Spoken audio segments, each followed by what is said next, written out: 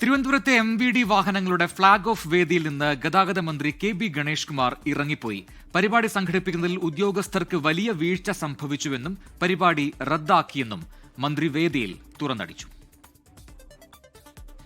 ഗതാഗത വകുപ്പിന്റെ 52 വാഹനങ്ങൾ കനകക്കുന്ന് കൊട്ടാരത്തിന്റെ മുറ്റത്ത് നിർത്തിയിട്ട മനോഹരമായി ഫ്ളാഗ് ഓഫ് പരിപാടി സംഘടിപ്പിക്കണമെന്നായിരുന്നു മന്ത്രി ഗണേഷ് കുമാറിന്റെ നിർദ്ദേശം. എന്നാൽ ഉദ്യോഗസ്ഥർ ഇത് പാലിക്കാതെ റോഡിൽ വേദിയൊരുക്കി. ചടങ്ങിനെത്തിയപ്പോൾ തന്നെ രോഷാകുലനായ മന്ത്രി ഉദ്യോഗസ്ഥരെ രൂക്ഷമായി വിമർശിച്ചു. പിന്നാലെ തിടുക്കപ്പെട്ട വാഹനങ്ങൾ കൊട്ടാരമുറ്റത്തേക്ക് എത്തിക്കാൻ തുടങ്ങിയെങ്കിലും സമയം വൈകി. പിന്നാലെ പരിപാടി റദ്ദാക്കുന്നതായി അറിയിച്ച മന്ത്രി ഇറങ്ങിപ്പോയി. മാധ്യമപ്രവർത്തകരടക്കം എല്ലാവരും ക്ഷമിക്കണം, ബഹുമാനപ്പെട്ട MLA ക്ഷമിക്കണം.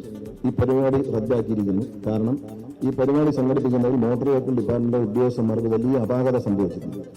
കേരള സർക്കാരിന്റെ ഖജനാവിൽ നിന്ന് പണം ചെലവഴിച്ച് 52 വാഹനങ്ങൾ വാങ്ങുകയും അത് കൃത്യമായി ഈ കനകക്കുന്ന് കൊട്ടാരത്തിന്റെ മുറ്റത്ത് നിരത്തിയിട്ട് അത് വെച്ച് മനോഹരമായി പ്രോഗ്രാം നടത്തണം എന്ന നിർദ്ദേശം നൽകിയിരുന്നു.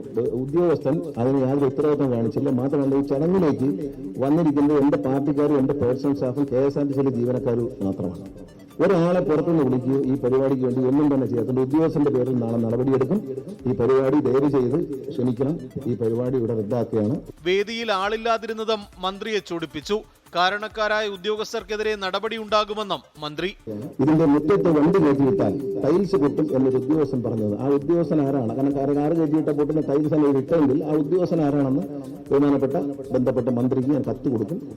എല്ലാവരും ക്ഷമിക്കണം, ഈ പരിപാടി ഇവിടെ റദ്ദാക്കുകയാണ്. ഇത് ഞാനിവിടെ എല്ലാ വണ്ടിയും നിരത്തിയിടണം എന്ന് പ്രത്യേക നിർദ്ദേശം വണ്ടി വരുന്നതിന് മുമ്പ് തന്നെ നൽകിയിരുന്നു. അതുകൊണ്ട് മറ്റൊരു ദിവസം ഈ പരിപാടി മാറ്റിവെക്കുകയാണ്. എല്ലാവരും ക്ഷമിക്കണം. ഒരിക്കൽ കൂടി ഞാൻ ഖേദം പ്രകടിപ്പിക്കുകയാണ്. ചടങ്ങ് മറ്റൊരു ദിവസം നടത്തുമെന്ന് ഗതാഗത മന്ത്രി അറിയിച്ചു. അതുവരെ വാഹനങ്ങൾ യാർഡിലേക്ക് മാറ്റാനും നിർദ്ദേശം നൽകി. 24 തിരുവനന്തപുരം.